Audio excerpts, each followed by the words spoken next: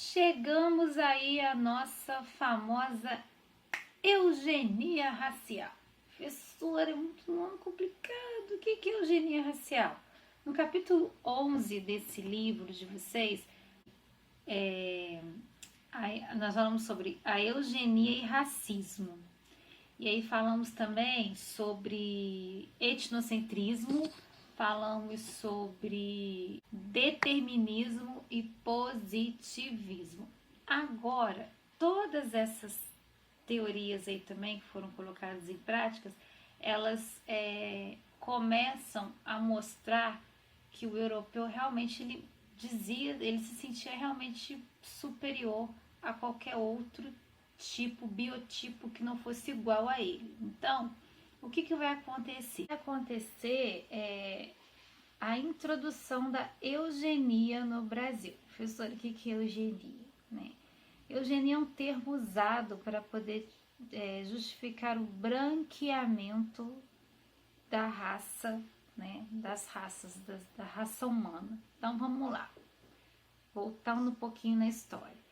Em 1500, né, quando o Brasil é descoberto, os europeus chegam aqui e encontram os nativos, os indígenas. Beleza.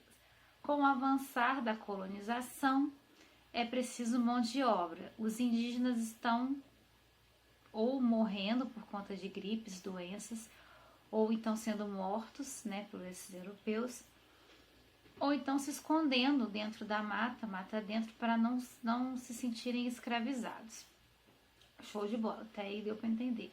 E aí o europeu começa a colocar engenhos, com o passar do tempo nós vamos ter as fazendas de café, e assim a história vai avançando.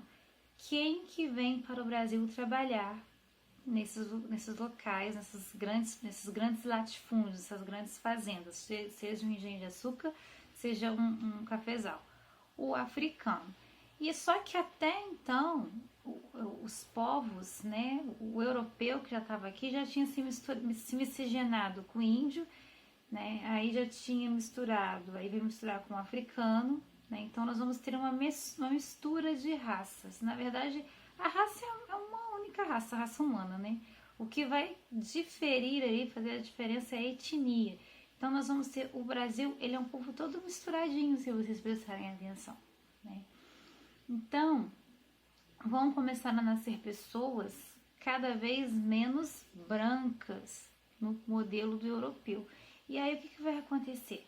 Vai acontecer que durante o século XIX, né, entrando ali no início, né, do século XX, essa eugenia racial, ela vem para dizer que o Brasil precisa dar um branqueamento, se tornar mais branquinho. As pessoas aqui estão muito moreninhas, né, nesse período que o está estudando aqui. E aí, com todas as ideias loucas do darwinismo social, dizendo que existe uma raça superior à outra e que o branco europeu é que é o superior, o europeu, né, a Europa sempre se sentiu o centro nesse momento do mundo, por isso que a gente fala eurocentrismo, esse termo é muito aplicado. Então, nós vamos ter concursos no Brasil nessa época de branqueamento, né? Mostrando como que a eugenia ela vai se tornar até um congresso, vai ter um congresso, se eu não me engano, é um congresso, vai ser um primeiro congresso brasileiro de eugenia, para tratar esse aspecto. E aí nós vemos algumas separações entre essas etnias. Por isso que durante muitos anos,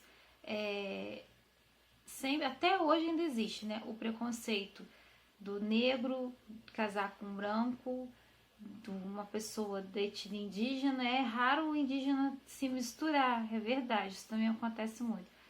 Mas essa mistura, né, entre as etnias, que eu não vou falar raças, que raça é uma só, né? O índio tem a mesma raça que eu, mas a nossa etnia é diferente. Eu não sou índia, eu não sou indígena, né? O que me faria indígena? Talvez seja um terço, um quarto, um quinto, né? Um pouquinho, já que o Brasil é tão misturadinho.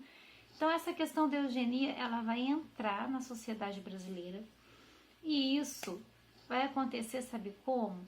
Vocês se lembram lá das aulas de imigração, quando os italianos vêm para cá? Então, o governo brasileiro, ele começa a dar cidadania, se eu não me engano, para os imigrantes que se casassem com brasileiros aqui. Olha isso. Qual era o objetivo? Porque o governo era bonzinho? Não, porque o governo queria que o italiano se casasse com o brasileiro branco. Então, não se misturava, entendeu? Então é uma coisa assim, muito louca. Nós vamos ver isso acontecer ao longo dos séculos, ao longo dos anos.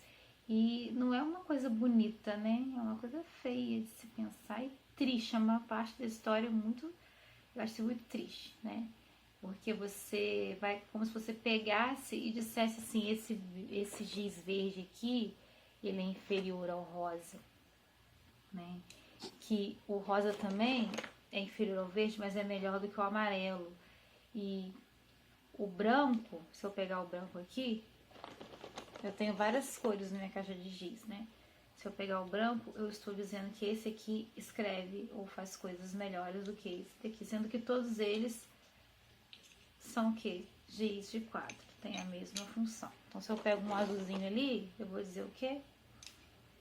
O azul é melhor do que o branco, ou o branco é melhor do que o azul. Na verdade, é tudo a mesma coisa. Imagina que o europeu, o indígena, o africano, europeu, indígena, africano, e aí misturou, deu aí o brasileiro, né? Essa mistura toda. A gente só vê a diferença por conta do quê? Da cor. Então a eugenia foi mais ou menos isso. O branqueamento da espécie aqui do brasileiro. E aí, para a gente poder caminhar para o final dessa aula de hoje, nós vamos falar um pouco sobre por que a eugenia ela chegou a se tornar parte da Constituição. Ela entrou na Constituição, é uma lei, ela se tornou uma lei. Vocês vão ler lá na página do livro, na página do livro 337, vocês vão ler que ela se tornou uma lei no Brasil, tá? Não vou ficar contando tudo para vocês também estudarem, pelo amor de Deus, né? E aí, com essa lei da eugenia, ou seja, tem que ter brasileiro mais branco, esses brasileiros estão muito moreninhos, tá dando não. Então, isso, né, tava incomodando as elites, gente, não tava incomodando o descendente do africano, do indígena, não tava incomodando essa galera, tava incomodando os membros da elite, a galera que tava por cima, a burguesia, entendeu? E aí nós vamos ter aí essa lei absurda, né, que vai entrar na Constituição lá atrás, na Constituição brasileira. Além disso, nós vamos ter Manuel Bonfim. Quem foi Manuel Bonfim? Vocês sabem? Manuel Bonfim foi um pedagogo, sociólogo, filósofo, médico, historiador. Nossa, currículo do cara, hein? Meu Deus. Nossa, até respirar. Ele era muito bom, muito bem estudado, muito bem instruído. E o Manuel Bonfim, ele lançou um livrinho chamado América Latina, Males de Origem. América Latina, Males de Origem. E aí o Manuel Bonfim, ele vai dizer o seguinte, ele vai dizer que para o povo brasileiro, essa mistura, essa miscigenação era algo benéfico, era algo bom. Era bom para o povo brasileiro se misturar cada vez mais e que a eugenia era um conceito fadado ao fracasso, errado, que isso não deveria continuar na mente dos, né, estudiosos intelectuais da época que vão, né, escrever a Constituição porque aceitaram. E aí o Manuel Bonfim ele entra para a história como que o homem que fez um bem enorme para ele deu a solução, né, para a questão da miscigenação, porque ele vai falar que a eugenia ela era um atraso para o Brasil, né, e que para a educação também, né, seguir o seu curso, as pessoas tinham que aprender desde cedo que existiam povos e existem pessoas diferentes, né? Você não é igual ao japonês, você que está assistindo a minha aula aí, você já olhou no espelho, sua cara, seu cabelo, seu rosto, seu cabelo, seus traços, é igual do japonês, do chinês, do negro, do... Não é, você totalmente, você é você, porque você é brasileiro, com muito orgulho, com muito amor. Então, o Manuel Bonfim, ele vai vir aí como um redentor, né? Então, ao contrário da maioria dos pensadores da época, né? Do século ali, 19, 20, do começo do século 20, gente, olha só para vocês verem, estamos no século 21. Então, quer dizer que essa teoria da eugenia, ela vem desde o século 19, entra no século 20, e aí precisam vir outros estudiosos para limpar isso da cabeça, da mente das pessoas que achavam que o branco era uma raça superior. E o resultado disso, gente, é que em pleno século XXI nós vemos atos, né, atitudes racistas. Então, vamos pensar um pouquinho, tá?